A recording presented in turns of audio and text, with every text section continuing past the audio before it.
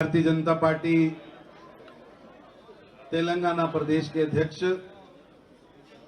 Bandi Sanjay ji, party के बहुत वरिष्ठ नेता और तमिलनाडु के सह प्रभारी सुधाकर भाई साहब, पार्टी की बहुत वरिष्ठ नेता शांति दीदी, इटलर राजेंद्र जी, महामंत्रीगण, सभी यहां उपस्थित भारतीय जनता पार्टी के सभी वरिष्ठ नेता, पार्षद, यहां उपस्थित तेलंगाना की लड़ाई लड़ने के लिए आज इस उपवासीय धरने पर बैठे सभी मेरे मित्रों, भाइयों और बहनों, तेलंगाना के अंदर इस समय नादरशाही सरकार चल रही है। एक ऐसी नादरशाही सरकार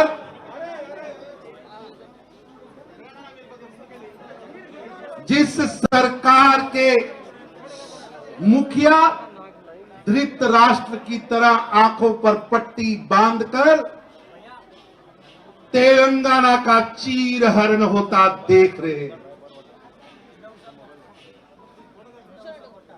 मित्रों, केसीआर साहिब ने वादा किया था हर घर नौकरी देने का।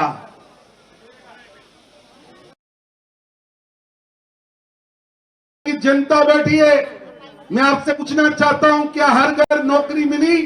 बताइए, मिली? मिली? मिली? मिली? केसीआर साहब कहते हैं हर घर नौकरी मिल चुकी है। जब वो घर देखते हैं ना पार्षद महोदय, तो अपना घर देख रहे हैं। केसीआर साहब अपना घर देख रहे हैं। बेटी विदेश में थी, बेटा विदेश में था, दामाद कहीं और था, भाई का रिश्तेदार कहीं और था। पूरा का पूरा लूटू टोला, पूरा का पूरा लूटू टोला अपने अपने काम में व्यस्त था जब तेलंगाना का आंदोलन चल रहा था। तेलंगाना के आंदोलन में जिन्होंने एक मिनट नहीं दिया, खून छोड़िए, जिनका पसीना भी आंदोलन में नहीं बहा, वो आज केसीआर सरकार के मंत्री हु इज हु बने बैठे हैं। और जिन्होंने आंदोलन किया,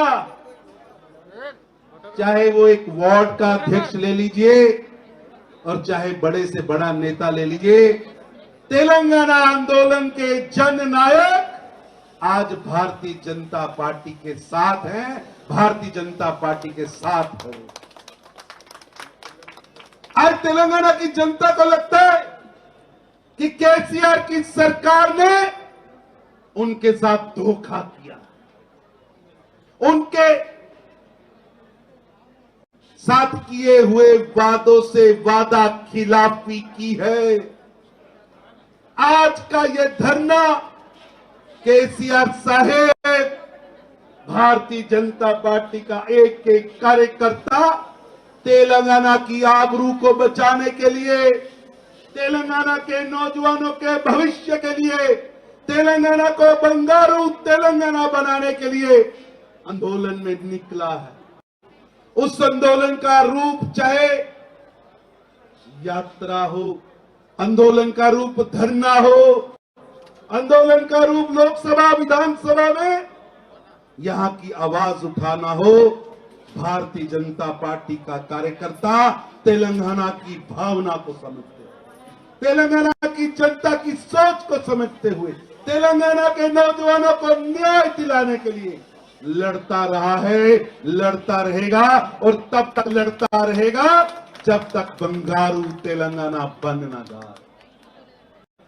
मित्रों, केसीआर साहब कहते नौकरियां मिल गई। केसीआर साहेब, मैं आज यहां भारतीय जनता पार्टी तेलंगाना के प्रदेश कार्यालय से आपको चैलेंज देता हूं। चौराहा आपका मोहल्ला आपका, स्टेज आपकी। कोई टीवी का माध्यम चुन लीजिए, सोशल मीडिया का माध्यम चुन लीजिए, कोई स्टेज चुन लीजिए, कोई अखबार चुन लीजिए, अपने मतलब का चुन लीजिए, अपना चापलूस चुन लीजिए। जो लोग आज इस सभा में, क्योंकि केसीआर साहब ने भी लोग भेजे होंगे, देख के आओ, मैंने इतनी पुलिस लगाई है, नेताओं को घरों पर अरेस्ट किया है, जिला स्तर पर भाजपा के कार्यकर्ताओं को चलने नहीं दिया। देख के आओ भाजपा कार्यालय में कितने लोग बैठे हैं, वो भी इंटेलिजेंसी के लोग आप में से कहीं बैठे होंगे, वो भी कृपया नोट करें। मैं फिर रिपीट कर रहा हूं, जो केसीआर के जासूस बैठे हैं वो भी नोट करें। मोहल्ला आपका, चौराहा आपका, चौक आपका, अखबार आपका, टीवी चैनल आपका। आइए खुली बहस के लिए केसीआर साहब भी आए और बंडी संजय कुमार भी आएंगे। हमारा चैलेंज है, हम हिसाब लेके आएंगे नरेंद्र मोदी जी की सरकार के 7 वर्षों का। आप हिसाब लेके आइए 2014 से लेकर 2021 तक के 7 वर्षों लेके आइए हिसाब। एक एक पल, एक एक मिनट का हिसाब। जब हिसाब और किताब खुलेगी तो केवल बेरोजगारी नहीं, हर मुद्दे पे केसीआर साहिब पर बंडी संजय कुमार हैवी दिखेंगे, हैवी दिखेंगे, क्योंकि सच सच होगा। और केसीआर साहिब, आपको लगता हो बंडी संजय कुमार जी से आप नहीं मुकाबला कर सकते, तो भारतीय जनता पार्टी के हम एक वार्ड के अध्यक्ष को भेज देंगे। आइए किसी चौराहे पर आपके साथ आमना सामना हो जाए। मैं कहना चाहता हूं, देश के अंदर नरेंद्र मोदी जी की सरकार आई, नरेंद्र मोदी जी की सरकार ने 10 करोड़ परिवारों के पास शौचालय पहुंचाया, लगभग 11 करोड़ परिवारों के पास रसोई गैस पहुंचाया है। हमारी सरकार आई, 40 करोड़ गरीबों के बैंक अकाउंट खुले। हमारी सरकार आई, दुनिया की सबसे सस्ती एक्सीडेंटल इंश्योरेंस हमने दी, मेडिकल इंश्योरेंस हमने दी, 5 लाख रुपए तक की इंश्योरेंस हमने दी, किसानों को पैसा दिया। एक जमाना था केसीआर साहेब, आपकी बी टीम कांग्रेस सत्ता में थी तो देश का प्रधानमंत्री कहता था मैं 100 रुपया भेजता हूं दिल्ली से, लेकिन गांव के अंदर वो 14 रुपए पहुंचते हैं। आज नरेंद्र मोदी जी की सरकार है, दिल्ली से मोदी 100 रुपया भेजता है तो झोंपड़ी में 100 रुपया पहुंचता है। एक ऐसी सरकार जिसका आरोप नहीं, जिसने गरीबों के लिए काम किया है। मैं केसीआर साहब से चैलेंज करता हूं, कोरोना की महामारी का प्रथम चरण आया, कोरोना की महामारी का द्वितीय चरण आया, आपने क्या किया? गरीब के लिए क्या किया? केसीआर साहेब, आज देश में 80 करोड़ घरों पर फ्री अनाज, 80 करोड़ लोगों के लिए फ्री अनाज श्री नरेंद्र मोदी जी की सरकार दे रही है, 2 साल के लिए अनाज। आज देश में 141 करोड़ इंजेक्शन लगे हैं। मेरे को याद है विपक्ष ने शोर डाला था, हम इंजेक्शन लगाएंगे, स्टेटों को स्वतंत्रता दीजिए, हम खरीदेंगे, हम लगाएंगे। 10 दिन में टाएं फिस हो गई तेलंगाना की सरकार। मेरे को याद है लाइनें लगी थी, हैदराबाद की फोटो में अखबारों में छप रही थी कि हैदराबाद के अंदर, तेलंगाना के अंदर लोग लाइनों में खड़े हैं, इंजेक्शन लगाना चाहते हैं, कोरोना से बचना चाहते हैं, लेकिन तेलंगाना की सरकार के पास टीका नहीं है, क्योंकि टीका पैसे से आता है और केसीआर साहब ने सारा पैसा अपनी जेब में डाला है, अपने परिवार की जेब में डाला। मेरी आपसे निवेदन है कि आज 141 करोड़ इंजेक्शन लगे हैं, 141 करोड़ टीका, उसका पैसा नरेंद्र मोदी जी की सरकार ने दिया।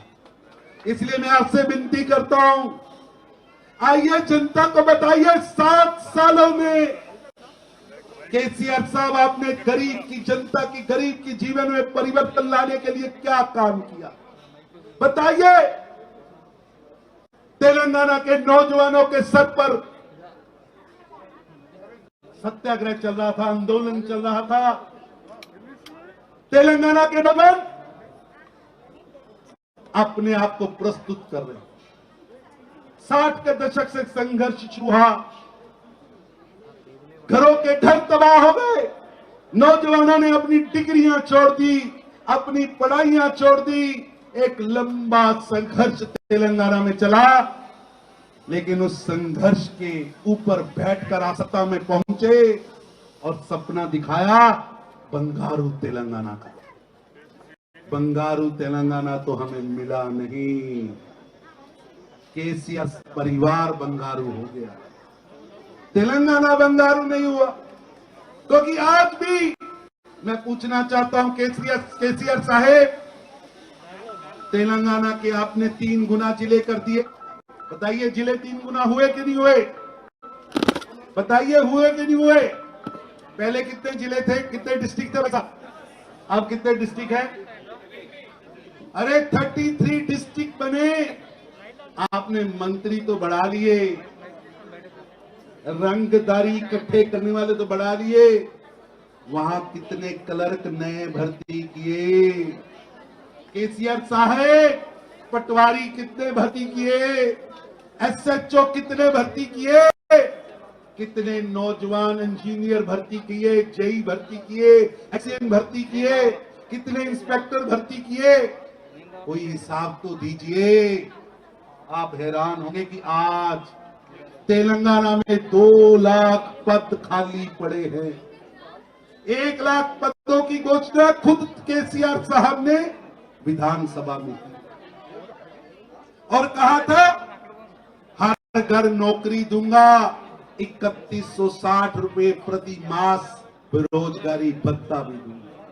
हमारे प्रवक्ता भी हिसाब लगा रहे थे कि अगर केसीआर साहब के झूठ की कैलकुलेशन की जाए तो 3 साल पहले पास हुआ जो ग्रेजुएट है, बेटा या बेटी, 3 साल से अगर उसको वो 3160 रुपया भत्ता मिलता तो 1 लाख रुपया तेलंगाना के हर नौजवान बेटा और बेटी का केसीआर साहब के प्रति उधार है, लोन है। केसीआर साहेब आज हम यहां बैठे हैं, ये प्रतीकात्मक है। ये जो ज्वालामुखी पूरे तेलंगाना में इस समय विस्फोट की तरफ बढ़ रहा है, ये नौजवानों के मन में जो आक्रोश है कि आपने नौकरियों का वादा किया, पूरा नहीं हुआ। आपने हर घर नौकरी की बात कही, हर घर नौकरी पूरी नहीं हुई। आपने 3160 रुपया बेरोजगार भत्ते की बात कही, वो पूरी नहीं हुई। आज उल्टा, मैं भी एक पेपर पढ़ रहा था, मैं हैरान हो गया। सरकारें कैसे काम करती, सरकारें जनहित में काम करती, लेकिन केसीआर साहब की सरकार जन विरोध में काम करती। 600 से ज्यादा नौजवान आत्महत्या कर चुके हैं। उन 600 नौजवान बेटे बेटियों की आत्मा झिंझोर कर पूछ रही है, केसीआर साहेब उन 600 परिवारों की बद्दुआ और तेलंगाना के हर नौजवान की, हर परिवार की बद्दुआ बच नहीं पाओ। उस बद्दुआ से बच नहीं पाओगे। ये धोखा, चीटिंग। अब वादा करते हो, लोकतंत्र के मंदिर में खड़े होकर वादा करते हो, चुनाव में वादा करते हो, विधानसभा में वादा करते हो, लेकिन मुकर जाते हो, मुकर जाते हो। मेरी तो विधानसभा के स्पीकर साहब से भी निवेदन है कि केसीआर साहब जब विधानसभा में कोई वादा करे तो इनका टेस्ट करा लिया करें, कहीं कोल्ड ड्रिंक पी के तो नहीं आके वादा करते। लेकिन उनका भूल है, जो इवनिंग गवर्नमेंट चलाते हैं ना, ये रात की government, night cabinet, cold drink cabinet, leg pack की कैबिनेट। अब तेलंगाना की जनता ये 3 लिंगों की धरती अब उस कैबिनेट को चलने नहीं देगी, उसे चलने नहीं देगी। देखिए, नई नौकरी तो दूर, 50,000 कॉन्ट्रैक्ट पर लगे हुए कर्मचारियों को निकाल दिया। 7,000 फील्ड असिस्टेंट के पद, 22,000 स्किल मिशन के पद, 400 मिशन भगीरथी के इंजीनियर, 1,600 स्टाफ नर्स, इन सबको तेलंगाना की सरकार ने नौकरी से हटा दिया। लाखों नौजवान, लंबी लिस्ट है, बहुत लोगों ने बोलना, लेकिन इतनी लंबी लिस्ट है, ये लिस्ट नौकरी से निकालने वालों की तो है, ये लिस्ट केसीआर साहेब आपके पाप की लिस्ट है। ये पाप का घड़ा भरता जा रहा है, ये भरता जा रहा है, और ये पाप का घड़ा ही केसीआर साहब की सरकार को डुबोगे। मेरी आप सबसे निवेदन, प्रेस के मित्रों से भी निवेदन है, क्योंकि लोकतंत्र का चौथा प्रहरी, चौथा पांव प्रेस। हम राजनीतिक पार्टी की भूमिका में है, हम विपक्ष की भूमिका में है, हम तेलंगाना के रक्षक की भूमिका में है, हम तेलंगाना के सेवक की भूमिका में है। हम अलख निरंजन करते रहेंगे, केसीआर की गूंगी बहरी सरकार को जगाने के लिए लगातार काम करते रहेंगे, और केसीआर साहब नोटिफिकेशन जारी करना पड़ेगा। केसीआर साहब नौकरियों का किया वादा पूरा करना पड़ेगा। केसीआर साहब 1 लाख रुपया एक जो आपने बेरोजगारी भत्ते का वादा किया था वो पूरा करना पड़ेगा।